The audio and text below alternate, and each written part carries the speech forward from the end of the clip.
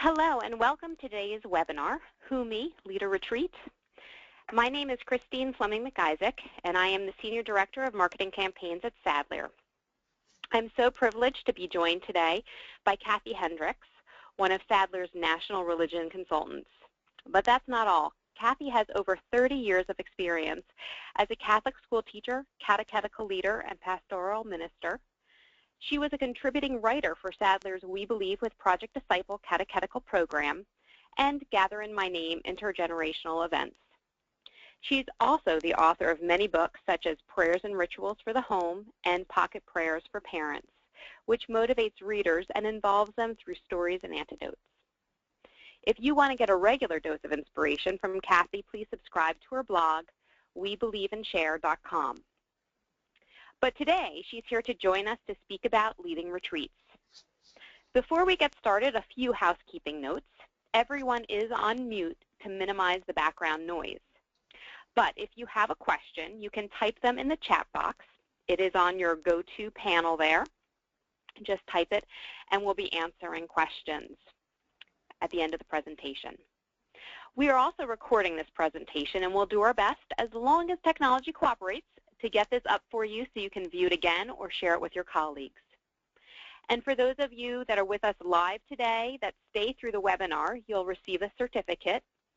If you are listening to the recording, however, we're sorry, but we're unable to give you a certificate because we cannot verify your attendance. Now, with no further ado, I'm going to turn it over to Kathy Hendricks, who is going to help you to lead a retreat. Thank you, Christine. It's nice to be here. I hope everybody's enjoying a lovely summer day wherever you are. We are here to talk about retreats, and I know that we had quite a large registration for this webinar, which was very heartening. And so I am going to assume, I don't have a chance to see you all face to face and ask what your ministries are, but I'm assuming that we have people that are looking at this topic from a viewpoint of how do I lead a retreat for children. Some of you might be working with youth groups. Some of you might be interested in family retreats, and others might be doing something for perhaps parents or your catechists or your school teachers or perhaps RCIA, so varying adult groups. So I will be looking at that from this topic from this variety of viewpoints. I don't think, let's see, there we go.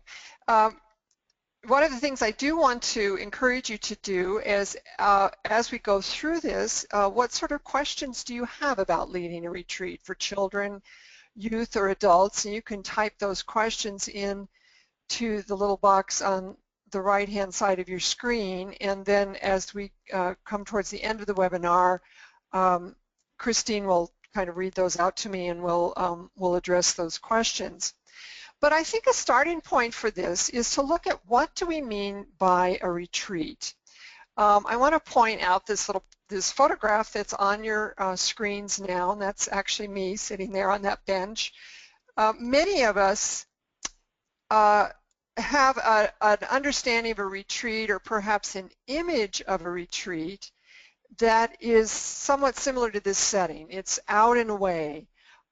This picture was taken up in Woodland Park, Colorado, which is not too far from where I live, at a beautiful retreat center. And I was there to actually prepare to give a retreat. And this picture is an outdoor seating area where they have Eucharist and prayer services. So that may really be one of your first images that come to mind when you think of a retreat, of a way place, a quiet place, and a solitary place. Some retreats are completely silent, but others, particularly those of you working with youth groups, knows that they entail group conversation, perhaps, and more activity. They vary, of course, according to age level and the needs of the group. I've been directing retreats for well over 30 years, and I've done so for all ages and different configurations. And I find every experience to be rich with blessing. For example, when I direct mothers' retreats, I really understand and recognize how important it is for women to have an opportunity to share with one another, both in small groups or in pairs. I'm actually directing a retreat this weekend for a parish group of women, and in meeting with their team, their planning team, one of the things that they really brought out was how important it is for there to be opportunity for the women to have time together as well as time on their own. For children, of course, there's a need for active participation. They're able to take silent exercises in small doses. So when we look at what is the purpose of a retreat, whether it's for children or youth or adults, it's to come away in some way, whether it's physically or just come away into a different milieu, if you will, for prayer, for reflection, and for spiritual growth. While retreats have a central theme or a focus, they are not catechetical sessions. Therefore, the emphasis is on spirituality. Christine mentioned my work with Sadlier as a national consultant, and part of that work has been contributing as a writer to different programs, particularly the We Believe catechetical series. And Sadlier has just revised that series. We call it now We Believe with Catholic Identity edition. And one of the new things that's been added are 4 retreats in every grade level based on the 4 pillars of the Catechism of the Catholic Church. Each one draws, however, upon content that the children have already learned as part of their catechetical sessions, but allows for the inclusion of prayer, meditation, reflection, and a particular spiritual practice. These are tied to catechesis in that their purpose is to help children develop a deeper relationship with Jesus Christ. Each one is designed as a way to make use of prayer, spiritual practices, meditation, sharing, in an active response to accomplish this purpose. I'm going to be drawing upon some of the We Believe Catholic Identity materials to illustrate how retreats can be used and designed in age-appropriate ways. And this isn't a product presentation. I'm not doing this so that, to do a whole big focus on that series, but I want to use it as kind of an illustration. And then we'll just kind of break that open as we move through the webinar to give you a better idea about how you might lead a retreat for the children or youth in your catechetical sessions, or for the families, parents, catechists, or RCIA candidates in your parish program. So to start with, let's look at the essentials for planning a retreat. And the first one is to know your group. What are the age and characteristics of the participants? Young children, for example, are tactile and concrete. They need lots of activity and movement.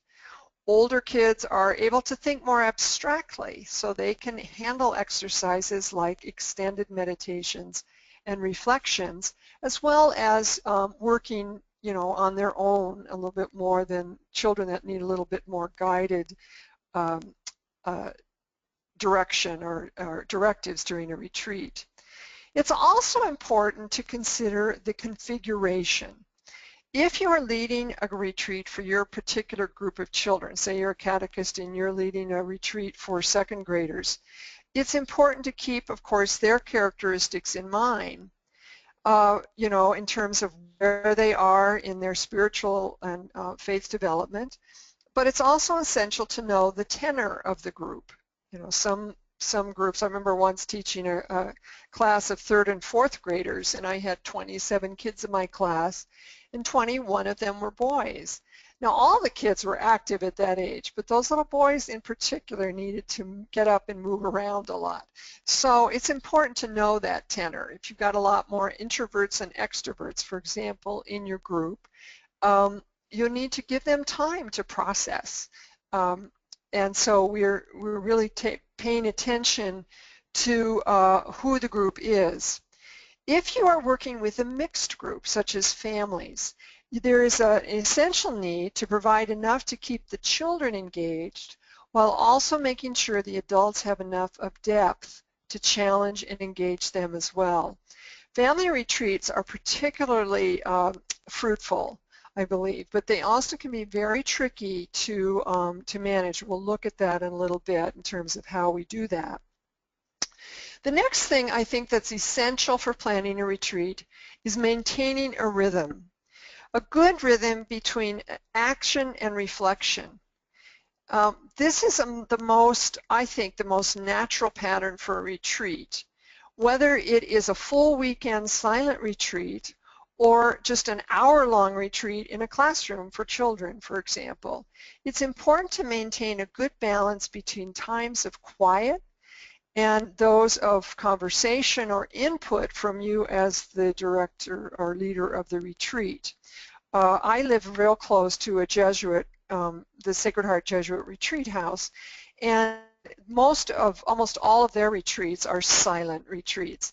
But the retreat directors there have a real good sense of rhythm, so that that we come together as a group and we hear some input from the retreat leader, and then we're given time to go out and reflect and to be quiet on our own. So that's what I mean by that rhythm between action and reflection. It's also important to be attuned to what I'd call ebbs and flows. And this, I think, has a great deal to do with energy, the energy level of our participants. When I direct a weekend retreat for adults, for example, I'm very aware that when they come, say it's a weekend retreat, that starts on Friday night, I know that they're going to arrive a bit tired. I recently directed a women's retreat in Nebraska where a number of women drove, some of them 2-3 hours to get to this retreat. They were tired. They didn't need to sit for 2 or 3 hours listening to me talk, to be sure. Well, that wouldn't have been a good idea anyway. But I really felt like, we worked to make sure that the Friday night was had enough to engage them, get them involved in the topic of the retreat, but not exhaust them. Give them time to rest. We closed about 8:39 so they could get to bed. And then I find that the flow of energy is renewed on Saturday morning. It ebbs a bit Saturday afternoon, picks up on Saturday evening, and Sunday I really find, on a weekend retreat that the group kind of gels by that Saturday night period, and on Sunday you really come to kind of a climactic point of that. Well, that can work for even an hour-long retreat, that we are aware of, say, for example, with children, that their energy level might be high. We got to get them calmed down for some prayer and reflection, and then as their energy levels, they're little like popcorn kernels jumping up and down, we need to move them into something more, again, more active, reflective. So that's another important aspect of that. And then I would say a third, of course, is very important: to find and prepare a space. Often retreats take place at a retreat center, if that's a possibility. For those of you who are working particularly with adult groups, I think that's essentially important, because it's such a wonderful opportunity, and we have such rich opportunities in the Catholic Church with so many wonderful retreat centers around the country. However, it's possible to do a retreat and prepare a space right in your parish or school. For example, the retreat that I just mentioned that I did in Nebraska was at a parish. And what was so interesting to me was how the women who planned the weekend transformed a kind of a dark parish hall into a place of tremendous welcome and comfort. Somebody even brought in a rocking chair. They had plants. They had a lot of visual elements that created a really nice space for the retreat. If you're able to use a chapel, for example, that can be really helpful. It can be a challenge, though, if you You have as a component of that retreat some small group sharing, because of course in pews it's hard for people to turn around and talk to the people around them, but all of that can be worked around. If you're using your classroom or a classroom space where you meet, for example, for your catechetical sessions, try to rearrange it by moving desks out of the way, for example, and setting up a different feel to the room. And one of the most wonderful ways to do that, of course, is through the creation of environment. As with any good prayer space, use color and symbols. Lower the lights or make use of battery-powered candles to create a softer feel. And I like to add to the environment as the retreat progresses. I do a retreat that I call scriptural landscapes. My husband's a wonderful photographer. He's taken actually all the pictures that I'm using on the slides here. These candles on this shot are from a retreat that I did up in the mountains. They were actually floating, so you see them reflecting. Participants had set these candles in water in a bowl, and it was so beautiful to see them. So the scriptural landscape retreat that I do utilizes his slides, and we look at the different scriptural landscapes that Jesus walked, the desert, the mountain, the sea, and the garden. And each time I started a new session, I changed the environment, the focal point for prayer. I added different colors to it, different color candles, and some kind of symbols that went, for example, with that landscape. So being as creative as possible with that environment can be very intriguing, and I think that's very important for, I think for all ages, but in particular for children, to really to pull them in. Our Catholic tradition makes use of a lot of beautiful symbols, a lot of beautiful rituals and gestures, so drawing those in is very, very important.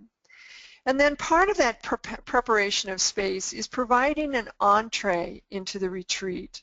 For example, I often play some kind of gentle music when groups are gathering, whether it's when they first come into the retreat or when they're coming back from maybe a small group session. Having our materials in place and ready for use is also vital. Remember, it's not a catechetical session, so it's important, I think, as always, to engage the group from the very beginning. Here is a look at one of the We Believe Catholic Identity retreats. I just wanted to show this visual to you because it's so lovely. This is from the 5th grade book, a retreat on morality, and you can see that the theme is on human dignity. These, again, have been based on the pillars of the Catechism of the Catholic Church, but are not catechetical lessons. So, for example, in this 5th grade retreat, the students would have already learned about human dignity, or they have been learning about that through the catechetical process, but it's recapping a teaching they've learned and inviting them into prayer and reflection. This flow of these, the We Believe Catholic Identity retreats is something I want to draw upon to illustrate how such a flow can be created and adapted for all age group. Whether you're using, or We Believe Catholic Identity or not, or whether you are teaching young children or not, it provides a nice kind of basic flow. So the first thing that is done in these retreats is something called opening the heart. Gathering in with some kind of question or visual that will invite discussion and introduction of the theme. For example, in grade 1, the retreat in grade 1 in the program is on prayer. The one on prayer focuses on the saints and how we honor them. This opening piece invites the children to complete a stained glass window with a picture of a saint they know about. When we open up, it's a way to kind of gather in and set the tone and introduce a theme or the topic of the retreat. For example, this weekend, the retreat that I'm directing, it was asked to speak on the Sacred Heart of Jesus and the Immaculate Heart of Mary. So we're going to open Friday night. I'm going to ask them to give me some cliches, sayings, phrases around the word heart, heartfelt, heartbreak, having a heart, you know, that sort of thing. That just kind of, it's a little way to get the women talking to one another, but also that is something I'm going to continue to draw upon, some of those phrases, as we move through the retreat. So that opening the heart is really an important piece of this. Then we come together to pray in the We Believe retreats. The group is focused a little bit more, and they're ready to pray together. And this is really a prayer service versus saying a single prayer. So depending on your time frame, you might include music, antiphonal prayer, scripture readings, processions, or bringing forth items for the prayer space, such as a Bible or candle. This is, to me, I never really start a retreat with prayer, and that may sound odd, but I find that people aren't generally ready to pray together until they have that opening of the heart experience in that little bit of gathering. One of the unique aspects of the We Believe retreats includes, this is a separate step, but it could be very much, incorporated into that earlier prayer, but it's a practice of Lectio Divina based on the following 4 steps: listen, reflect, share, and contemplate. Now, I'm talking about retreats even for kindergartners where they're doing Lectio Divina. I love the image of that. It's introducing young children to the inclusion of silence and reflection, which are becoming very rare commodities these days, but are very much a part of our tradition as a Catholic community.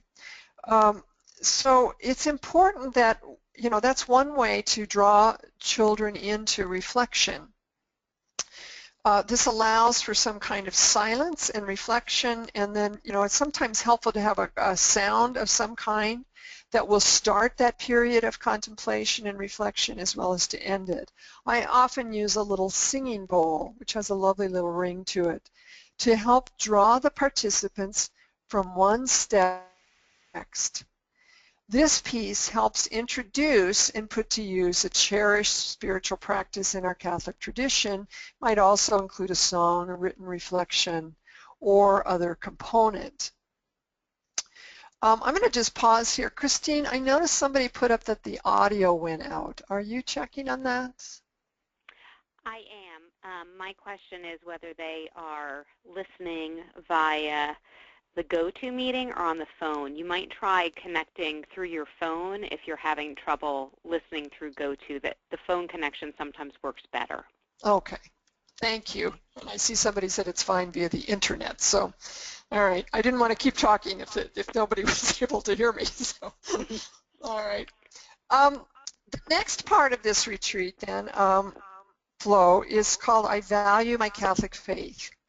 This is the central exercise. It's one that brings the participant into some kind of application of the theme to their lives.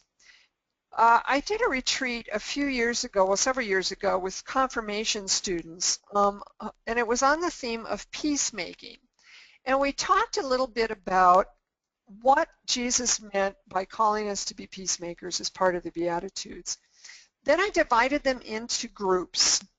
I invited each group to consider what it would be like to live in a country based totally on peace. And then each group was assigned a different component of that nation built on that principle of peace. So one group had to create an anthem or a motto.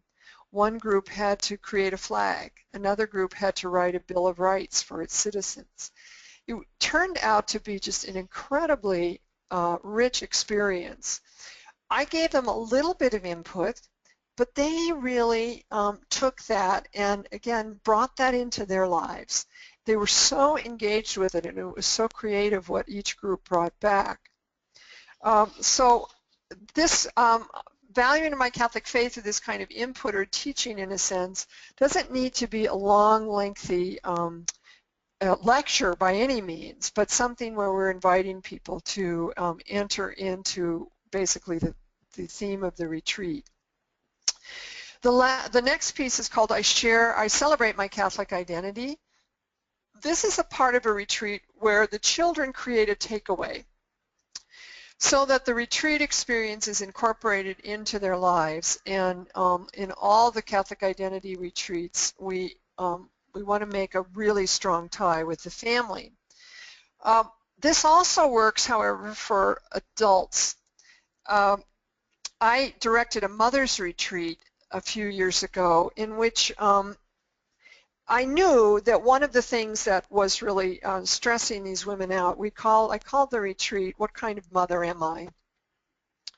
And we started off with, I had put pictures around the room of different mothers from sitcoms, ranging from, the Ozzie and Harriet, Harriet from Ozzie, or Leave It to Beaver, one of those old ones, to, this was a few years ago, so it's a little dated in terms of the TV programs, but to the mother from Malcolm in the Middle. I mean, really like from one extreme to the next.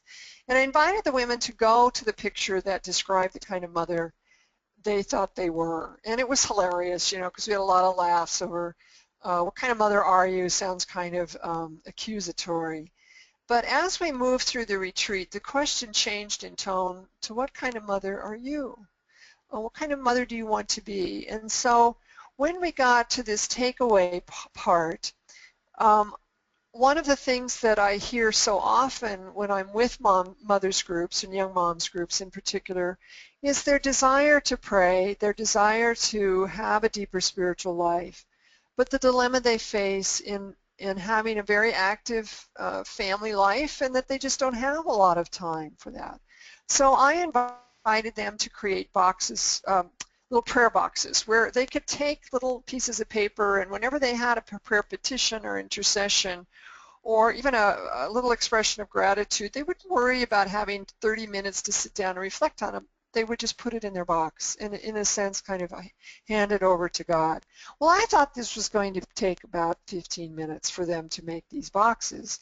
I had gone to a hobby store and bought the little boxes and bought some scrapbooking material. And what I hadn't counted on was how popular the scrapbooking was among this group, so they really made these boxes elaborate. And then one woman got up and started to ask all the other women to sign her box. And when you know, that just set off a chain reaction, and all of them started doing that. It led into incredible conversation. And in the end, we were able to reflect on how they were leaving and taking away from that retreat the support of the rest of the group with the names on their boxes. So what I thought was going to be 15 minutes turned out to be closer to an hour. So you always have to be aware of sometimes the best laid plans don't always work the way you want, but they work out even better. And then the last component of this the We Believe retreats is called I Honor My Catholic Identity. This is where the group comes back together into a closing prayer service that draws the group together and brings the retreat to a close. I mentioned the Grade 1 retreat before and how it focuses on the saints. Well, during this last part of the retreat, this prayer, the children are reminded of how Mary is the greatest saint. And so they pray for her intercession, and then they sing When the Saints Go Marching In to close. Very wonderful. So this may look, if you just look at these 6 bullet points, it may look pretty daunting, but actually these retreats are designed to last 45 minutes to 1 hour. If you have less time, you could drop parts 1 and 5, for example, combine some things, but it just offers a lovely, I think, flow. And then you could also extend the retreat if you wanted to do it for a lengthier period of time by adding more prayer and perhaps some craft activities.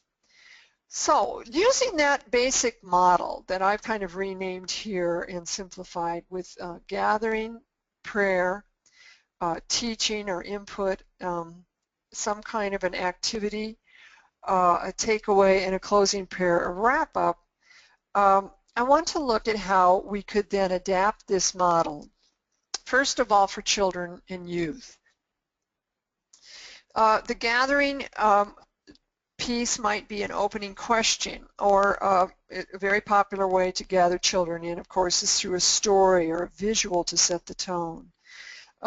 Those of you involved in youth ministry know a lot about youth, the icebreakers and how wonderful icebreakers are. It gets them up and interacting. So if you're working with middle school students, for example, high school students, they are like little pinballs, so you have to get them up and moving, for example. And then moving into prayer. This opening prayer time using scripture and tradition, as well as spontaneous prayers and music.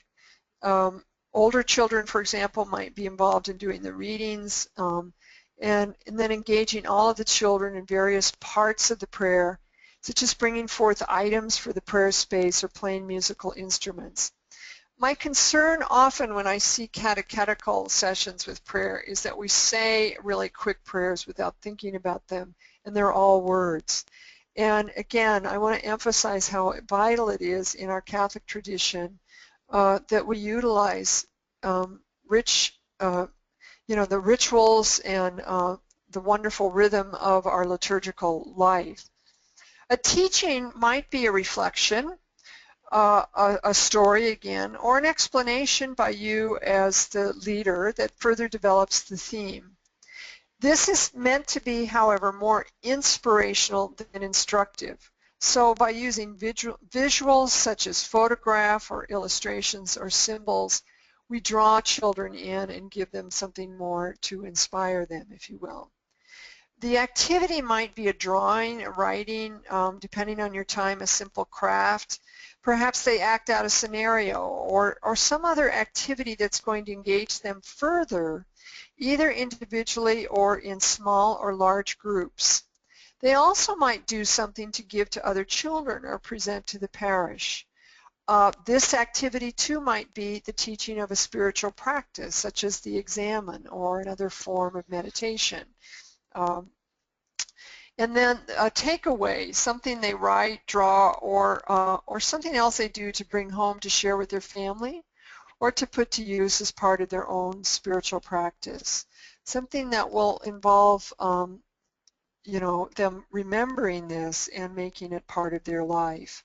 And then the closing prayer could be a bit longer than the opening and might include the offering of something they created individually or together, or they might offer prayers for people in their parish or add to a prayer chain. Again, it should be very colorful and engaging and involving all of the children in the process. Families. I mentioned family retreats earlier. I don't know how many of you are involved in family retreats. I think they're some of the most creative, wonderful things to do with families. They do require a lot of balancing between activity and listening. So again, any kind of icebreaker that they might do together as a family, or even better, to engage them with other families. When she introduced me, Christine mentioned that I'm a contributing writer for Gather in My Name, which is an online whole community collection of events that we have online on the Sadler Religion site. We have them for all the different liturgical seasons. And so in our Gather in My Name event for Christmas, for example, the opening gathering is an icebreaker in which the families go around, everybody has a sheet, and they go around the room, and there's like a list of 10 things I like to do for Christmas, and sing Christmas carols, I like to eat fruitcake, I like to open presents, whatever, and then they have to find 10 different people to sign their sheets, and whoever, it's a speed cut thing, and so whoever finishes first gets a little prize. It's an old youth ministry activity, but the value of it is it gets them up, it gets them moving, and it also gets them to interact with others without, being anything heavy duty right away. Then we move into a prayer using scripture, perhaps antiphonal prayer, just like we, I mentioned earlier. drawing upon various ages or perhaps families to do readings, maybe even engaging the families to pull together the prayer environment. For example, in the Gather in My Name Advent event, all of the elements of the Advent wreath are brought forward during that opening prayer. So the greens for the wreath, the candles, some ribbons that, pink and purple ribbons that we weave around the wreath. And then that wreath is used later in the retreat, but it's just all of that is just laid on the prayer table in the beginning. So it kind of is an engaging sort of thing that entices people to see, I wonder what we're going to do with this at some point. Then a teaching. This has to be short and simple enough so we don't lose the children, but that it's not so simple. We're not giving the adults. I'm so sorry. Christine, can you hear me? Yeah, I can hear you. Yep. Christine? Yes, I can hear you. I'm sorry, I can hear the blower too. Okay, there was something going on outside of our house, so I hope it's not. Can you hear that? Now I can. Now it's fine. All right. Thanks. All right. I'm sorry, everybody. It's summer and they're mowing our lawn or something outside. Okay, so anyway, the teaching needs to be enough to feed the adults so they don't feel like they're in something that's too childish for them. And then an activity could be something that they complete with one or two other families, and then they bring it together to form something together as a whole. I really love doing this sort of thing. I directed a retreat one time during Lent for a group around the Stations of the Cross, and we divided people into small groups. We put maybe 2 to 3 families together, and we had like 14 small groups, and we assigned each one a different station of the cross. And what they were supposed to do was create a freeze frame picture of that station. I will never forget the group that had the station Jesus Picks Up His Cross, because the group, there was a little 5-year-old boy in one of the families, and he was the father was Jesus, and the little boy put his arms out, and the father held him on his shoulder as a cross. It really just brought us all to tears to see this. So I find that it's very interesting not to give people too much direction, but to allow their creativity to take hold. Now, I would suggest that when you're working with families, actually this is a good idea for any group, but when you have some kind of an activity like those stations, is to put the directions for their activity on a handout. Because when we're trying to give groups of families directions, say 5 bullet points, we will lose them after the first 2.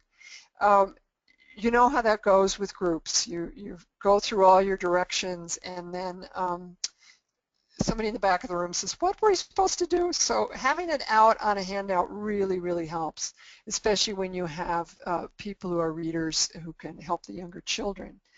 And then the takeaway piece in a family retreat, I suggest that the family then works together just by themselves to create something to bring home and use as part of their prayer, and or to apply something that they have done during the retreat to use at home. For example, with that Lenten retreat, I believe we gave them a takeaway of some Lenten reflections and prayers that they could use around the table. So something that really is going to fit into the home. And then the closing prayer, in which they bring forward something the groups created, or they maybe move from one place to the next. For example, in the Gather in My Name retreat about Mary, which is one of my favorites, the activity in that Gather in My Name event is that the families are divided into 5 smaller groups, and each group is assigned a different mystery of the the rosary, the joyful mysteries. And they have to create something. You give them some art materials and some poster board, for example, and then they create a little station. And they have a different place around, maybe they're in a parish hall, and 5 spots around the parish hall where they create this station that represents that mystery of the rosary in some way. The closing prayer then is that the entire group walks around those 5 stations. They start with the first joyful mystery. That group that created it, perhaps they explain a little bit about it, or they have written a little prayer and they lead everybody in that prayer, talk a little bit about that station, and then everybody prays a Hail Mary and sings perhaps, you know, a song from Immaculate Mary or something as they move to the next station. It's really a very striking way to pray together where we're moving the entire group around the room and again incorporating one of our great spiritual practices. And then looking at adults, again, I think a lot of this is repetitious, but it's with adults we could have more opening discussion in pairs or small groups, but it's an especially good time for them to get acquainted and to mine the theme that we're doing, you know, uncovering that theme, like I said, what I'm going to be doing this weekend with those images of the heart. And then moving into a prayer that's less formal prayer service and more reflective. Adults, of course, have more capacity to sit to reflect quietly. So the use of music, perhaps photographs or PowerPoints, quiet time to gather them in and set a reverent mood is very, very vital. The teaching or some kind of instruction can be more of an in-depth presentation that helps open up the theme.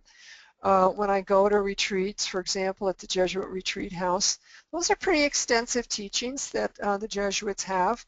But it doesn't have to be something, you know, that you as a leader are necessarily doing. You might use a film. I co-directed a retreat 2 years ago for a parish group on the theme of planting seeds. And the person who directed it with me is a liturgist at Regis University, and we used the film The Man Who Planted Trees, a beautiful animated film from Canada, and it became the central point of this teaching in a sense. Everything else then flowed out of that film. It was about 20 minutes long, and then we invited people to get into small groups and discuss it, and the discussion was incredibly rich in terms of what they came away with. And then Ken and I both offered a small reflection after that. So, you know, again, the teaching doesn't have to be something very, you know, heady, if you will, and actually shouldn't be. And then the activity are some small group discussions or tasks. For example, in that particular retreat, we invited the groups in the afternoon to join a group of their choice to do some kind of right brain activity. So one of the groups did some storytelling. They created a little actually acting out the Johnny Appleseed story. Another group was led by the choir director in the parish who led them in some singing.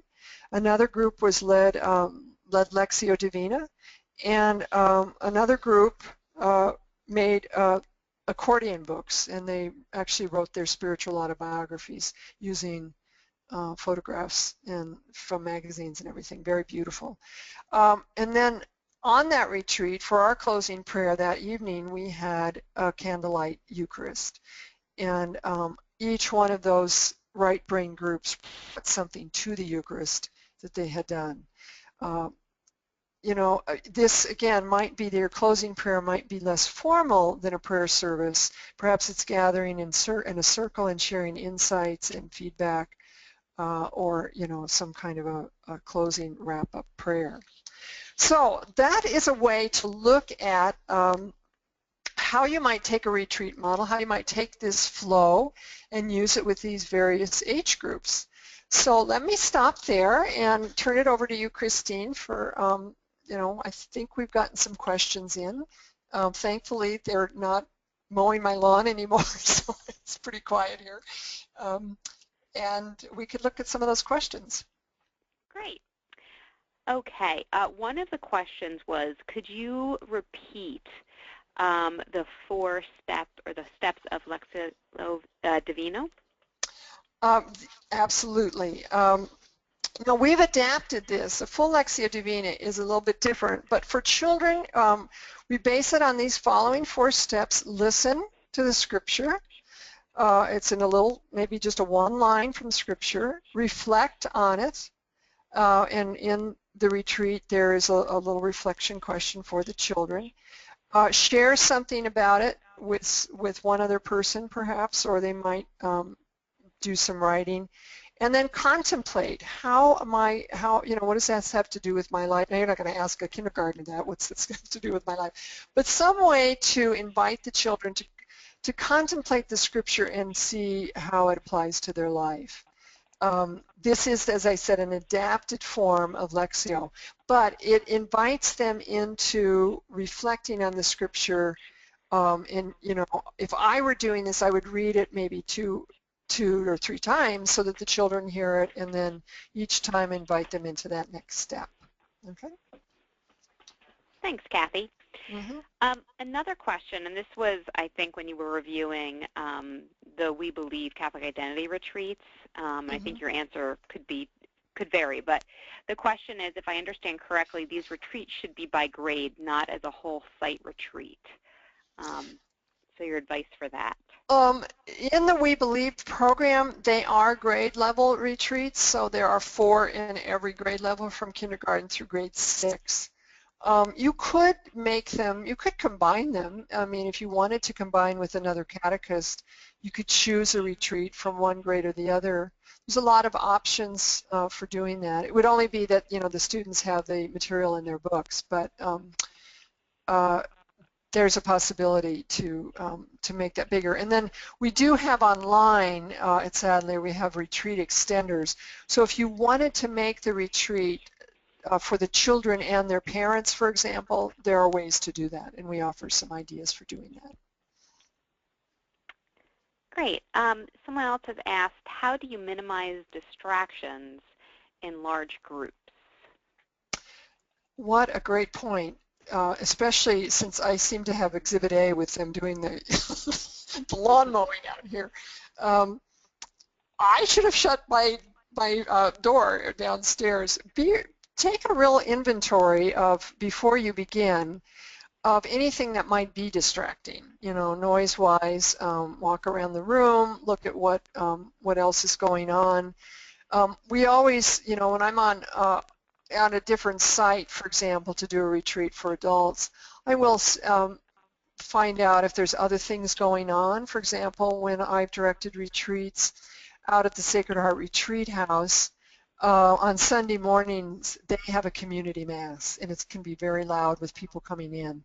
So I always try to plan for that at that point when people are coming in, we're not doing something quiet in the room.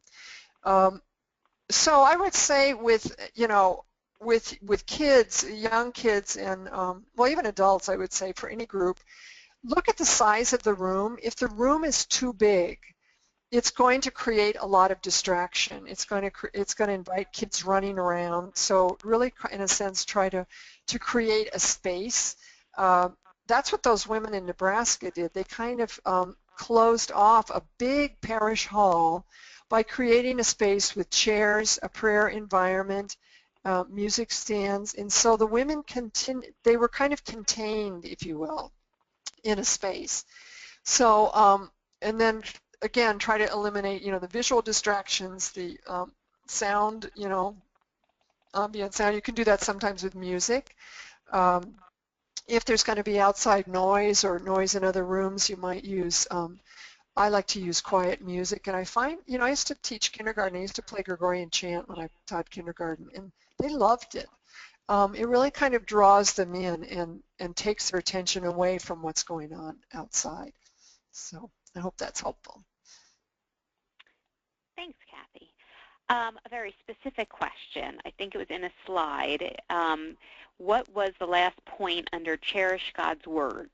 Listen, reflect, share, and blank. Contemplate.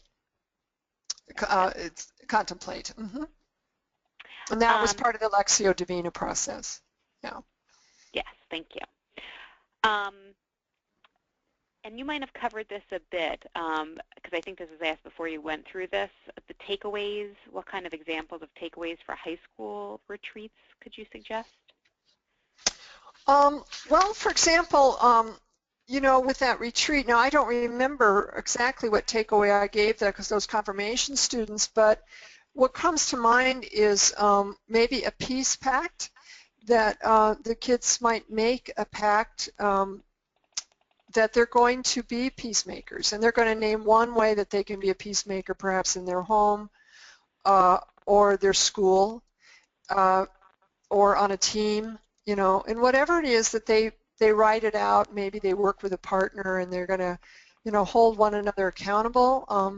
That links beautifully with the sacrament of confirmation, that they're going to bring something out into their lives and perhaps really work on that, and maybe have, you know, maybe share it with their sponsor or you know, that would be ideal, and as well as someone in their family, so that someone does hold them in a sense accountable for being a peacemaker, and they name a specific way that they're going to do it. In that grade 5 retreat that I showed on human dignity, that's one thing that the takeaway was a human dignity commitment, that the kids were going to sign something that said they were going to respect the dignity of other people, their classmates, their family members, etc. So it's kind of the same sort of thing. A takeaway might be a prayer, you know, that you give kids, or that they write for themselves. Maybe they put it on a sticky note. I've done sometimes I love doing this with catechists, actually. I will have them write out a letter to themselves or a note or something. You know, a lot of times I've been greeting cards or something, and invite them to go off, write something to themselves that they want to remember about the retreat, and about something that they want to do in their spiritual life. I have them put it in an envelope and self-address it, and then I take the envelopes and I mail them back to them 10 days later. And it's really kind of remarkable. I had somebody actually tell me years after I had done a retreat, it was actually in Detroit, she said, I can't believe that when I got that letter in the mail and I completely forgot I wrote to myself. So, you know, look at different creative things that they can do they'll spark their imagination and also make a connection with their home, with their school, with their team, with their lives. You know, look at their lives. Thanks. There was a similar question about materials for grades 7 through 12, so I think that answers that, but certainly follow up if you have another question on that. And while we're talking about those upper grade levels, there's a question about, are any of the retreats designed for 7th and 8th graders, and how many, what about retreats for the year of confirmation? And I'm thinking that kind of, you can maybe talk a little about We Live Our Faith.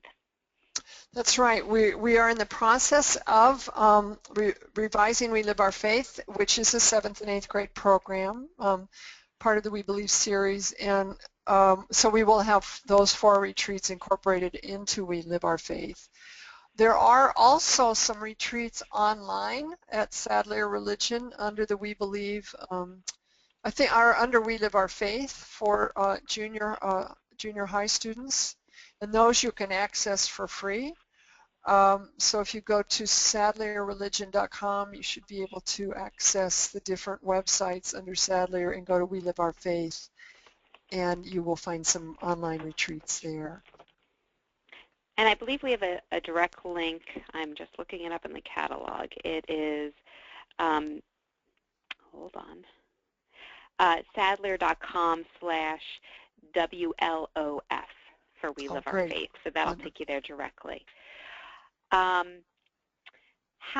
often do you do a retreat for any group? I think it depends. When I was a catechetical leader in the Diocese of Colorado Springs, I was the director of religious education. I used to do, we would plan 2 retreats per year for our parish catechetical leaders, and that seemed to be something they really appreciated. We would do one in Advent, and we would do one towards the end of the year, but before May, because May was such a difficult time for them. They had so much going on with sacramental programs and graduations and things. For the We Believe with Catholic Identity, we have 4 retreats, and they are kind of spread out through the year. So the recommendation is to do one towards the beginning of the school year, one around Advent, one around Lent, and one at the end of the year. That can seem like a lot, but I think it's really a wonderful way to encourage spiritual practice and spiritual development in children. And the same I would think for youth. You know, it depends on how much preparation and how elaborate your retreat's going to be. For example, that retreat I mentioned about the parish, it was an all-parish retreat, the one on planting seeds. It took months and months of preparation for that parish to pull that retreat together. It was off-site, so it was more expensive for people to go. And so if you do an off-site retreat, say for your RCIA people or your catechists, cost will be a factor. And however, you know, if it's a weekend, not many people can commit to full weekend retreats. But some parishes have traditions. I worked in a parish where we had a women's retreat every February, and the women just loved it. They looked forward to it, but it could only have been done once a year just because of their time commitment. So I think it really depends on some of those factors. How expensive is it? How extensive is it? And how long, you know, how many people are going to be involved in it. The more people involved, the more expensive, and the more extensive the planning, probably the less frequently you'll do it. But it's very, very rich experience, to be sure. And on the other end, what would you say is the minimum time frame that's needed for a retreat? You had talked about, or the examples you said were for an hour, and is that enough? Well, for little children, I think 45 minutes could actually work because of their attention spans for younger children. The older the group, the longer you might want to make it. But I've done mornings of reflection, for example, in parishes, and those often work well for parishes that just don't have, you know, people are busy and they're not going to commit to a whole weekend, let alone, you know, or a whole day.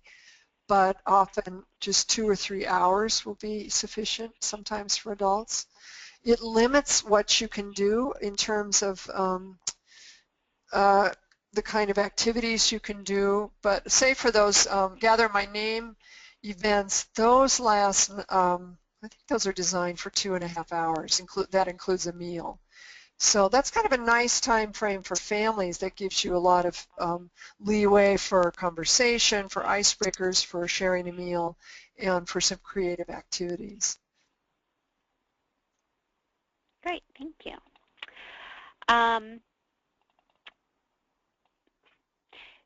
There was a question about icebreakers. Do you have any resources for children or youth?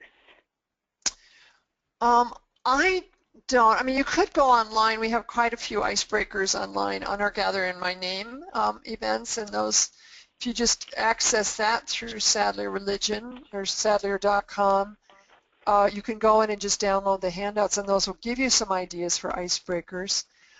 Group publishing has a whole bunch of resources for young people, and I had a book once. I don't even know whether it's in print anymore, but they just published a book of icebreakers. So you might look at a publisher like Group. They're called Group Publications, and they have a lot of, I think you can draw on a lot of those, their ideas, even for children that are slightly younger. You know, you can adapt them for little kids. Great great ideas. So. And I'm actually putting up some URLs. I'm going to put up the Gather in My Name. I already put up the We Live Our Faith. Someone asked if the film you mentioned, The Man That Planted Seeds, is on YouTube. It's The Man Who Planted Trees, and I actually, you can get it through Netflix as well as Vimeo. I did get it through Vimeo. I don't think it's on YouTube. It's beautiful. Great. For a weekend-long retreat, would you include the model as a whole in each session? Or, no, I'm sorry, would you include the model as a whole or in each session? I would say, I'm just going to go back to that if I can. Let's see. The previous slide here. I would use this whole, that model would be the whole weekend. Although, well, yeah, because you would gather, you would pray, you know, but then, you know, say if you were doing a weekend retreat, you would gather and pray and have some kind of instruction that Friday night and then maybe wrap up with a prayer. And then kind of repeat that Saturday morning with some kind of gathering in. You might not necessarily need an icebreaker because they've already known each other, but some kind of an opening prayer. A lot of times, like this retreat I'm doing this weekend, we will be doing 2 sessions. So Friday night will be the teaching session and then Saturday morning. And then they're going to have activities all Saturday afternoon. And some kind of a social thing, I think, Saturday night, and then Sunday morning they're going to be doing more of the takeaway and closing with the Mass. So it's a model that I think you would take and use for, adapt for a weekend retreat and kind of use those different components as you move through the retreat. Thanks, Kathy. Mm-hmm. Have you ever had a group help plan their own retreat? Oh yes, all the time. As a matter of fact, that's what this retreat this weekend, the group had come to me and said, would you be the retreat leader? But they had already planned out, they had planned out the theme. They already had their schedule planned. The same with those women in Nebraska. They had kind of a model schedule that they like to follow. So they sent me that, and then I plugged in to, you know, I met with them and then plugged in, made some suggestions. But it's much more effective actually to do it that way, because then I just did this, gave this talk a couple weeks ago in Pittsburgh, and one of the questions I was asked, particularly around family retreats, is how do you get people to come? And I think that's one of the main things, is when you have a planning group, they have some skin in the game. And so they're the ones that will go out and get other people to get involved.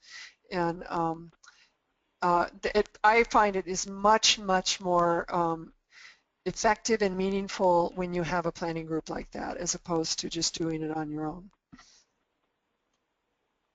Thanks, Kathy. Just a note, because there's a question about certificates and seeing the presentation. We will email you your certificate. So from the email that you registered from, it will actually be sent right to your email. It'll actually be a printable email. The certificate will print from your email.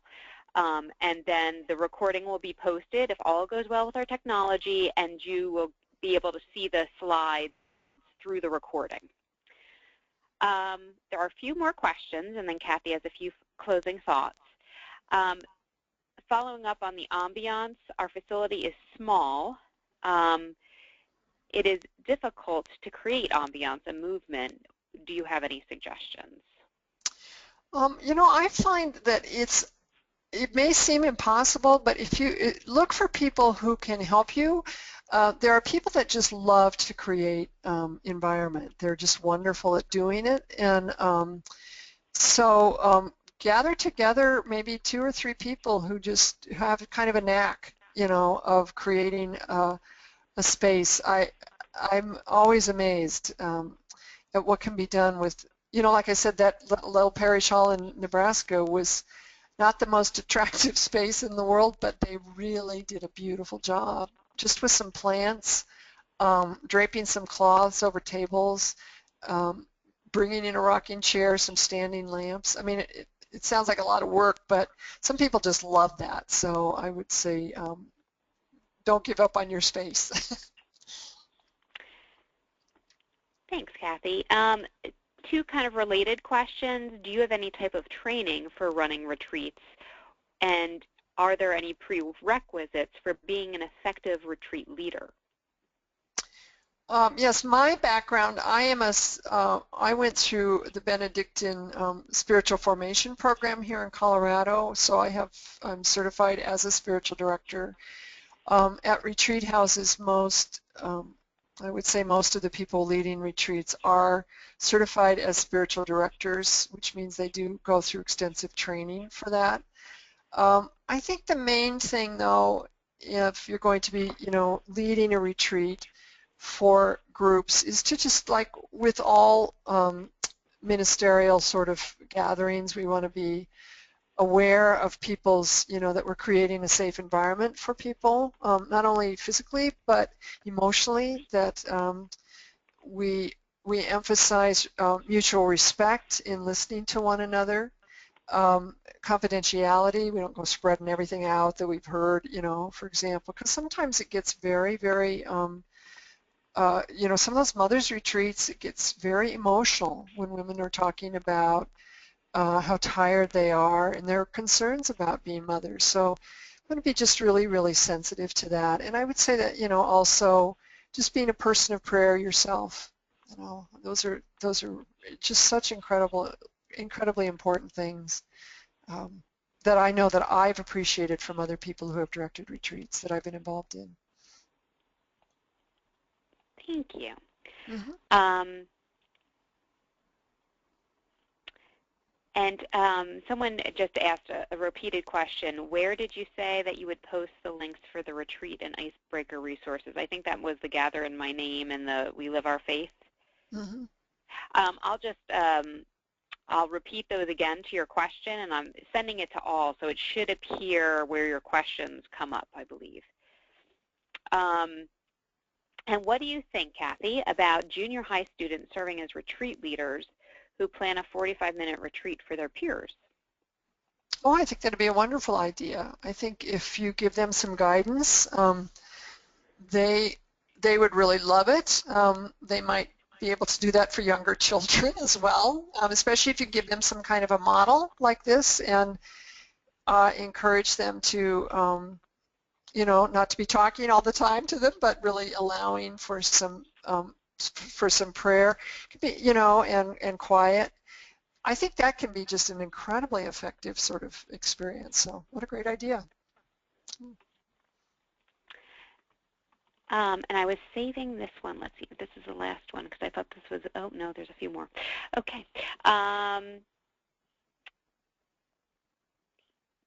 Do you, and I'm not sure, we didn't talk about this beforehand. I don't know if you give out your email address or if they should contact you via your blog, maybe responding to some posts there. Mm-hmm. I don't know how you handle those things. They could, yes, you can get a hold of me through my blog, and we'll be putting that address up in a minute. That's probably the best way because the emails will get to me, but you could write to me through my Sadlier email, which is khendricks@sadlier.com. Great, thank you. So can a Mass be an effective closing session for a retreat? Should a Mass be part of a retreat? It's often a part of a retreat, and I think it can be very, very effective. This picture that's on the screen now is of the Sacred Heart Retreat House in Sedalia that I talked about, the Jesuit Retreat House. It's actually a reflection in the altar. And all of the, almost all the retreats they have there include the Mass in this chapel. So it's a wonderful way. I wouldn't say I would get tied to having it the very last part of the retreat. I know this weekend they're having Mass, I believe, Sunday morning, but then they're closing with something else afterwards.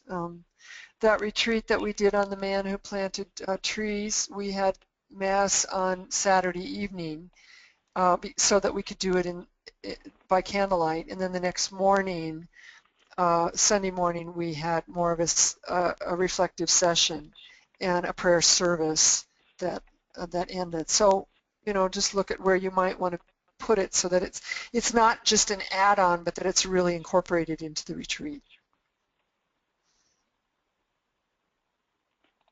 Great, thank you. You don't speak Spanish, do you, Kathy? I don't, no. I wish I did. Okay. Because there's someone that's asking Spanish questions. I'm sorry, neither one of us speak Spanish, so if you want to repost that in English. I do know it says gracias, so there's a thank you. Oh, great. That's about the extent of my Spanish, so I'm very sorry. Okay, so I'm going to ask the question. I just thought this was a great question to possibly wrap up with. What was one of the most memorable retreats that you've led, Kathy? Oh, wow. There have been so many of them. I think that Mother's Retreat was really one of them. Watching those women create those boxes was just so stunning. And what it made me aware of was that as a retreat leader, you get the ball rolling in a sense, but people will pick it up and take it where they will in their lives. And that was a particularly touching one, as well as the one with the man who planted trees. I just found that so touching. And the one with the confirmation students in the piece. I just thought these young people, a lot of times we don't give them enough credit for their incredible insights and their deep desire to be loving and caring. They care so much, and that's what came across in that retreat. It was very, very moving. So what a great question. Thank you. Okay, Kathy. It looks like I think we have asked everything. All right. So I know you have some closing thoughts. Yeah, well, my closing is how you might answer this question, who, me, lead a retreat. My hope is that your answer is B, of course, that you've gotten something from this. And speaking of takeaways, as we sign off, I hope that you'll take a minute before you move into your next activity to think about something you're going to take away from this webinar into your own ministry. And I thought it would be appropriate then to close with a prayer. This is from my blog, We Believe and Share. It's a prayer for reverence, and I think it fits so nicely with this theme of retreat. So let us pray. Awaken me, O God, to the beauty of life. Quicken my instincts when I reach a thin place, that sacred moment that provides glimpses of the divine in the midst of the ordinary. Gentle my thoughts so that I am better able to view others and myself with tenderness and generosity. Give rhythm to my steps so that I may keep time with the real life lying below the surface of my anxieties and relentless pursuits. Awaken me, O God, to moments of reverence. Amen. Here is a look at my blog, We Believe and Share. So you can download that prayer if you would like. Christine was nice enough to make this slide that will show you how to get to that. If you want to download that and use that or any of these prayers on this site, you're more than welcome to do that. I hope that that's a helpful resource as you are planning your own retreat. So thank you so much for being part of this. And I'll go back to that previous slide just in case some of you need to take that down. So thank you again for joining us. I apologize again for the ambient noise, but we live and learn. And God bless you in your ministries and all that you're doing to bring God's word to others.